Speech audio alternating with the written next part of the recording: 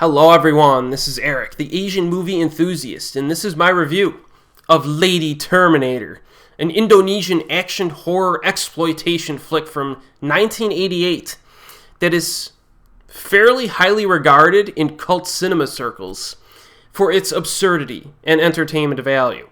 And this is not the kind of film that critics will praise for its traditional filmmaking qualities. I mean, the acting in particular can get pretty bad at times. But if you're a certain kind of viewer, this movie could be right up your alley. The title, Lady Terminator, indicates a possible ripoff of the James Cameron film The Terminator, which came out 4 years prior to this.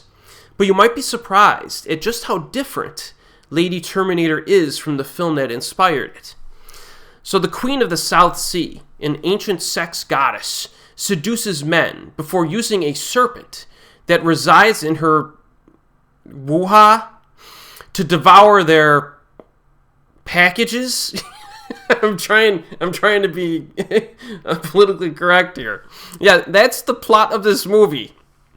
A snake resides in her wuha to consume the men's genitalia. So, one man, very early in the film, manages to elude her attack. And she's enraged. She's so mad that a dude survived this attack, so she disappears. But before disappearing, she curses this man that she is going to inflict revenge on his great-granddaughter. So then we cut to the 1980s. You know, the initial start of the film is from like 100 years ago. So now we're in the 1980s. You have an anthropologist named Tania. She's investigating the legend of the Queen of the South Sea, which results in her diving down into the Queen's resting place. But she makes the mistake of allowing the Queen to possess her body and take control of her. Now, the Queen can exact her revenge, and it does not matter how many policemen stand in this woman's way.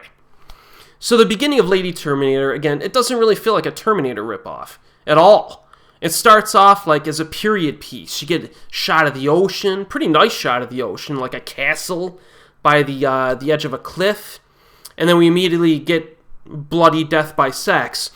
And then that's basically your opening 10 minutes. And then we cut to present day contemporary times. So, and since this was made in the 1980s, our protagonist, the girl that this possessed evil queen is going after, you know, the great-granddaughter of the dude who eluded her attack, is, of course, a would-be pop music star. And we get a scene of her performance. So again, we have that pretty amazing opening. Then we get about 40 minutes of the film that plays out almost kind of like a slower-paced horror movie. You know, still pretty fun to watch. We get some research by the protagonist, and includes a nicely shot underwater scuba dive sequence. There's actually some scenes in this movie that are shot pretty well for like a B-grade cult flick. And as bad as the acting can get at times, some scenes in Lady Terminator are directed quite well, despite having that B-movie production value. There are some dreamy and even absurd elements to this. There's a snake assault that you've probably never seen before in a movie. I'll just include that. And for a while, you're kind of wondering like when this movie's going to start ripping off the Terminator, but don't worry.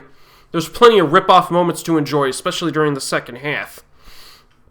And that's part of the fun of watching this, you know. It's fun to spot those like rip-off moments. And there are also a few more deaths by sex to enjoy as well, which gives it its own personal flair. Fun to watch even before it ramps up the action. Now, when the action ramps up by about the midpoint or so, that's when most of my favorite parts of the movie arrive. You know, the action set pieces are fun. You know, it's basically nonstop action once the evil queen finds the great-granddaughter and goes after her. There's a ton of, like, shootout deaths in this one as well. Obviously not that impressive in terms of quality. You know, you're not going to get John Woo level quality or Johnny Toe level quality in these shootouts. But they're not that bad. They're not. You know, there's a good car chase shootout, legitimately fun. Some good squib work with the gun blasts. You can see the damage it's causing. There's some dudes that get blown away in bloody fashion. And the big finale is entertaining and even explosive to a degree. So it's pretty fun. And the evil queen is tough to take down. She's tough, so the action in this is pretty entertaining. And despite its reputation, it's not really an extremely gory film at all. You know, you don't need to worry about like graphic violence, really. I mean, you get a good amount of blood, but you know, it's any normal person can sit through this. Lots of machine gun deaths, though. Overall, in terms of pacing, very nicely paced. Sometimes exploitation films can get pretty dull. Sometimes get too much filler material between the good stuff. Not a problem with Lady Terminator. It's not. There's frequently always something on screen to hold your interest, no matter what it is. Whether it's a crazy opening scene, whether it's the acts of violence, or like the weird kind of... I'm not even telling you some of the other weird stuff that happens in this movie. There's some weird stuff. There's always something there to hold your interest, and that's good. The only scene that I think drags out a little bit is the dance club scene, where our lead protagonist has got to like sing her song for a little while. That part dragged a bit, but it's not too bad. Not too bad. Total runtime is an hour and a half. Pretty easy to sit through. So, and this is especially true considering the unintentional humor that's in this film. You know, it's inherent in any Terminator ripoff, but in this film, you get some laughs in this movie. There's a team of buddy cops, one of whom has a gigantic nose and a mullet. That dude is awesome. He doesn't get a ton of screen time, but when he shows up, he'll make you laugh. He will. He's good. So, I mean, in terms of exploitation movies, Lady Terminator, it's pretty freaking solid. Like, if you're into almost like cult films from, you know, Southeast Asia, you have to watch this. It's just like, it's quite entertaining.